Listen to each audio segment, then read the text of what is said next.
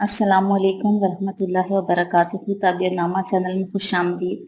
ख्वाब में खाक दिखना, खाक यानी मिट्टी का दिखना। अगर कोई शख्स ख्वाब में खाक दिखता है तो उसकी क्या ताबीर हो सकती है? हज़रत इब्न सिरीन रहमतुल्लाह अलैह ने फरमाया है कि ख्वाब में खाक थोड़ी हो या ज्यादा हो वो दिरहम है, यानी उस शख्स को माल दौलत पैसे वगैरह मिलेंगे।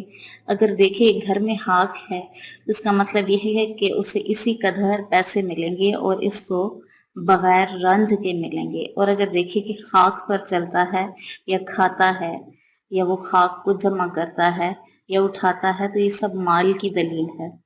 हज़रत इब्राहिम करमानी रहमतुल्लाह अलैह फरमाते हैं, अगर देखे कि खाक घर से निकालता है, बाहर गिराता है, दलील है कि अपना माल वो शख्स ज़ाया कर देगा। और अगर देखे कि खाक को हाथ से बखेरता है, दलील है इसी कदर उसका माल ज़ाया होगा। और अहले ताबीर ने बयान किया है कि माल से तही दस्त हो जाएगा।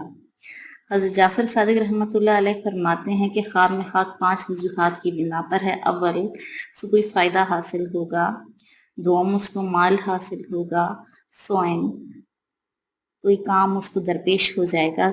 चहारम, बादशाह की तरफ से उसको कोई फ़ायदा पहुंचेगा। और पंजम, किसी रईस से उसको कोई फ़ायदा हासिल होगा।